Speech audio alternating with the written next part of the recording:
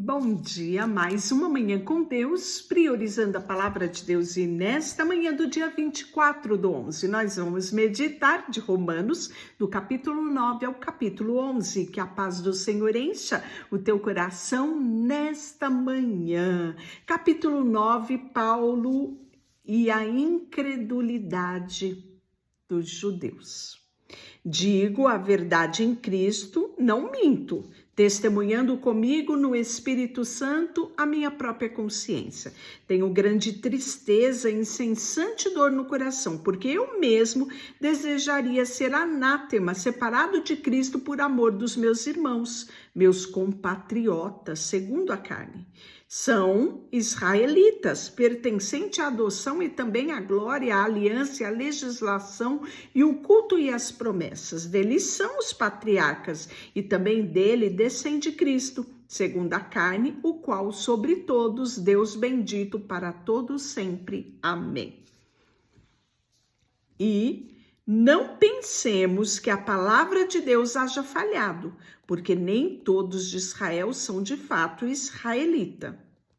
Nem, pois serem descendentes de Abraão são todos filhos, mas em Isaque será chamada a sua descendência.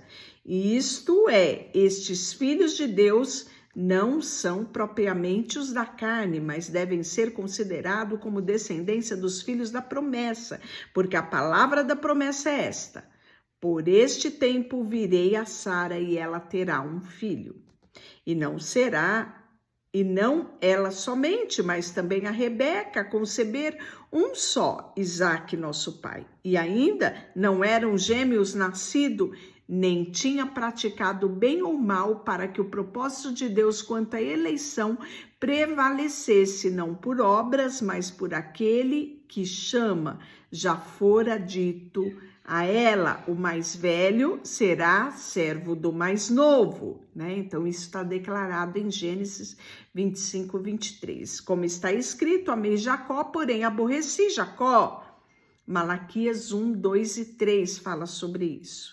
E a rejeição de Israel não é compatível com a justiça de Deus. Que diremos, pois, a injustiça da parte de Deus? De modo algum, pois ele diz a Moisés: terei misericórdia de quem me aprouver, ter misericórdia e compadecer-me-ei de quem me aprouve ter compaixão.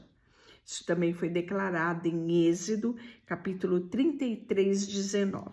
Assim, pois, não depende de quem quer ou de quem corre, mas de usar Deus a sua misericórdia.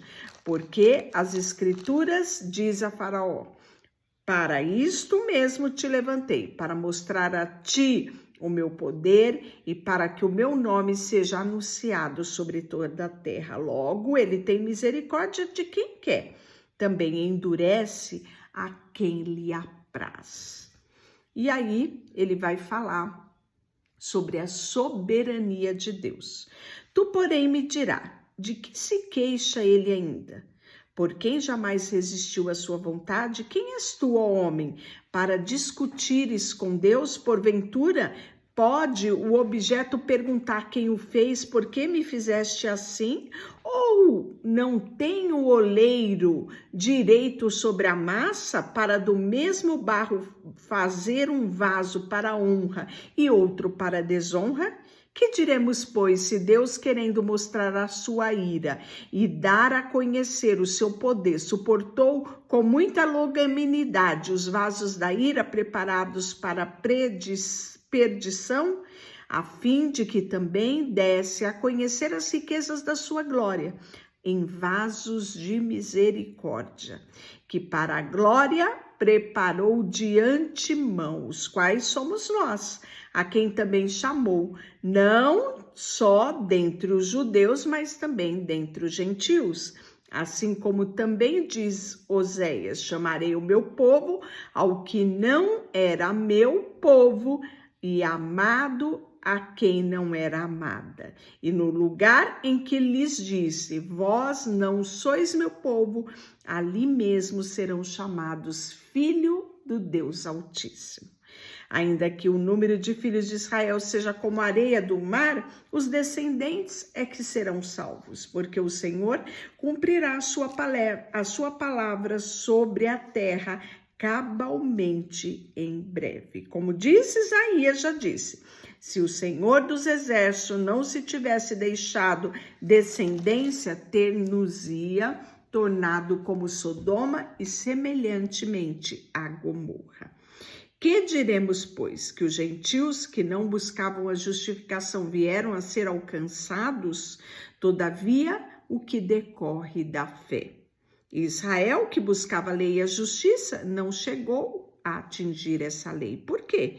Porque não decorreu da fé, e sim como que das obras. Tropeçaram na pedra de tropeço, como está escrito: eis que ponho em Sião uma pedra de tropeço, uma rocha de escândalo, e aquele que crer nela, crê e não será confundido. Essa promessa foi declarada em Isaías 28:16, a respeito da vinda do Messias, a respeito de Jesus.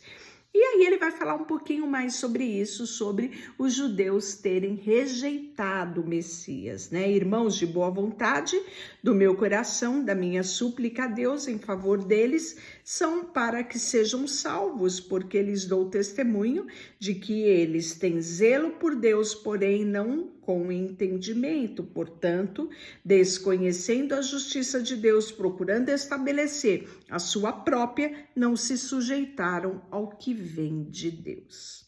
Ora, Moisés escreveu que o homem que pratica a justiça decorre da lei e viverá por ela, mas a justiça decorrente da fé, assim diz: não pergunta em teu coração quem subirá ao céu, isto é, para trazer do alto a Cristo, ou quem descerá ao abismo, isto é, para levantar Cristo dentre os mortos.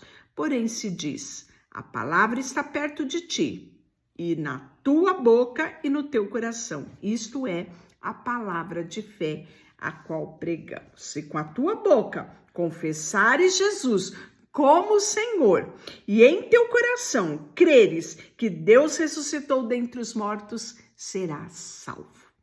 Preste bem atenção nesse texto da palavra de Deus. Se com a tua boca confessares a Jesus como Senhor, e em teu coração creres que Deus ressuscitou dentre os mortos, serás salvo. Então é necessário você decidir, você confessar, você aceitar Jesus como seu Salvador. E aí, porque com o coração se crê para a justiça e com a boca se confessa a respeito da salvação.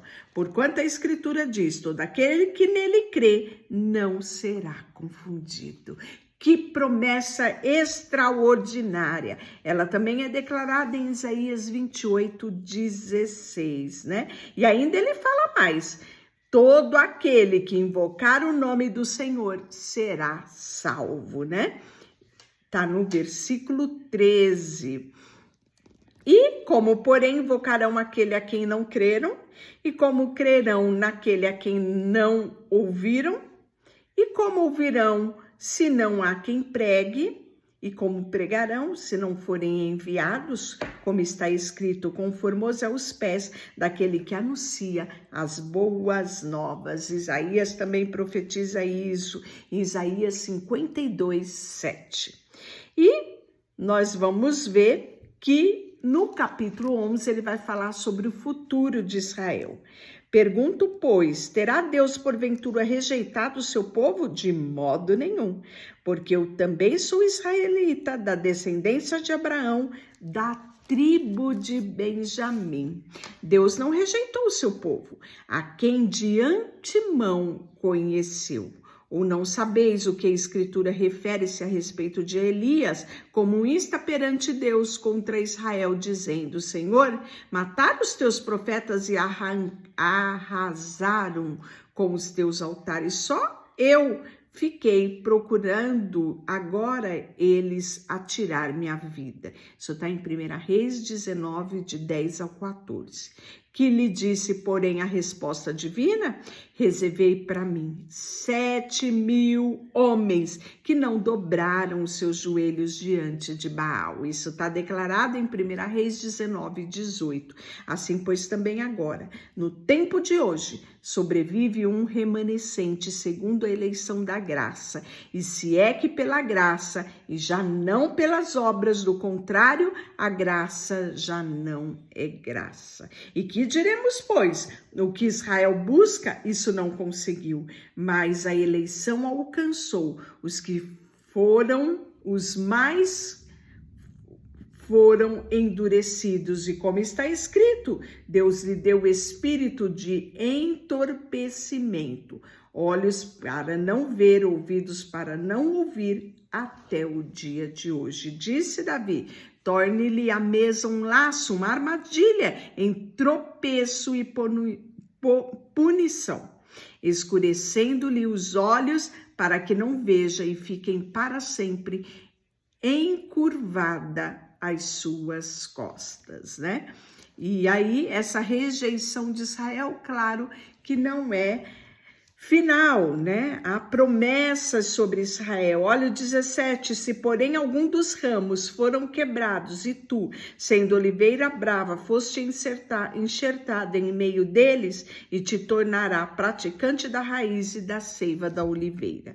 Não te glorie contra os ramos, porém te glorie em saber que não é tu que sustenta as raízes, mas a raiz é que te sustenta.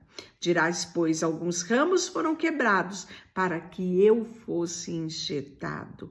Bem, pela incredulidade foram quebrados. Tu, porém, mediante a fé estás firmes. Não te ensoberbeça, mas teme, porque Deus não poupou ramos naturais, também não te poupará. Ele também, se não permanecerem na incredulidade, serão enxertados, pois Deus é poderoso para os enxertar de novo.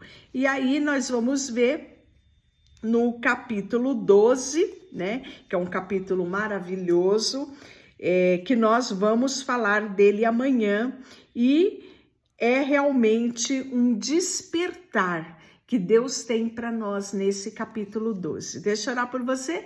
Senhor, coloca diante de ti o nosso coração, a nossa vida, tudo que temos e tudo que somos. Em nome de Jesus, amém. Deus te abençoe.